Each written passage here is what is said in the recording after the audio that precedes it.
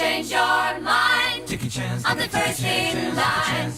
Honey, I'm still free. Take a chance on me. If you need me, let me know. Gonna be around. If you got no place to go when you're feeling down.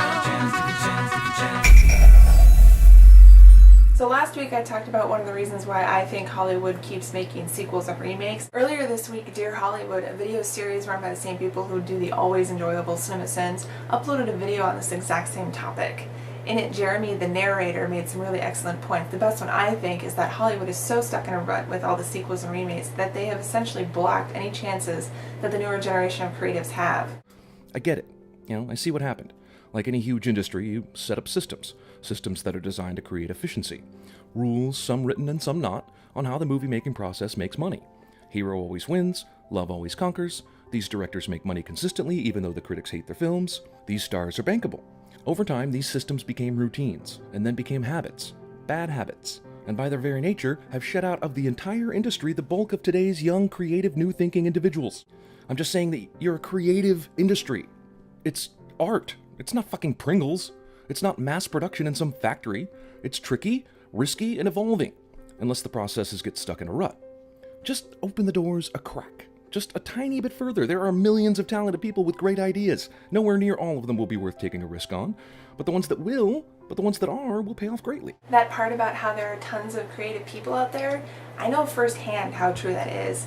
I know a lot of people who are creating their own IPs, many of whom are artists like myself who are generating gorgeous artwork for their stories. In fact, I'm thinking of doing an entire video dedicated to just featuring these artists who are working on their own stories. Dan Levusi has definitely gotten the furthest with developing his IP into a movie. He already has a whole book out and it's brimming with all of his characters and his world building and everything. I'd show it to you, but it's currently packed away in a box down in the basement. He already has a movie deal for this Last Man Standing story, and he's working on pitching a second story called Redemption to movie studios right now. But he is just one of hundreds of artists out there who are working on their own stories. There are also a lot of writers out there, but here's the weird thing. A lot of them are getting movie deals. There's been a lot of times where I think that there's an original movie coming out and I look it up and it's actually a book adaptation. I'm not complaining, at least they're getting fresh material from somewhere, but there are other places too. Basically, we all know Hollywood is stuck in a cycle, literally recycling things that they have already done. The biggest tragedy of it is that there's all this material out there with so much potential to make amazing movies, and they're not taking advantage of any of it. And as someone who's working on writing her own IPs, that's rather depressing to think about. At least these days there are places other than Hollywood to make movies. There's indie productions. Netflix is going to start producing films alongside their television shows. And then there's Amazon Studios too, but I feel slightly wary about them because I don't think they've actually greenlit anything and they've been around for a couple years now. Anyways, in the face of this issue with Hollywood, I've been trying to think of other ways that I could possibly obtain a pass into this exclusive club. One of the ways that I think is most viable and realistic is to make an indie film first. I actually have two movies that I could make on a low budget, and the one that would be the lowest budget is actually my ghost story Nethergate, which I've talked about before. The Nethergate is about a young woman, Liz, who returns to her childhood home after the unexpected death of her parents. She starts experiencing some minor hauntings, so she enlists the help of a ghost hunter who is in town investigating a local cemetery where the Nethergate monument stands. She soon realizes that the hauntings she's been experiencing have nothing to do with the house, but with a special connection that she has to the Nethergate. Ooh! Nethergate only needs a small cast, just a handful of extras, minimal special effects. I mean, we'd have to build the Nethergate itself, which is supposed to be like a big stone archway, but doesn't actually have to be stone. It is, however, more than I could possibly do on my own, which is why I've been thinking about maybe doing a Kickstarter for it. I don't know, what do you guys think? Would you be interested in seeing a Nethergate movie? Would this be something that you would want to support? Or can you think of other ways that I could possibly finance an indie movie, a full-length feature film indie movie?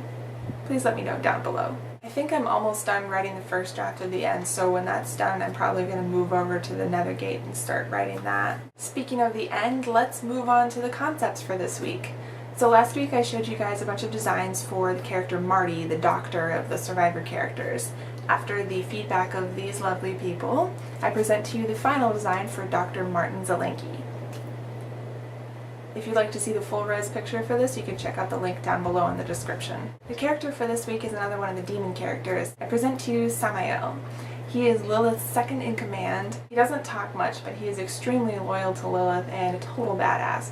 You do not want to mess with Samael. So which design do you like best? I would ask which parts, like I usually do, but I don't know if you can actually mix and match these ones. But I mean, if you have an idea for it, please let me know down below.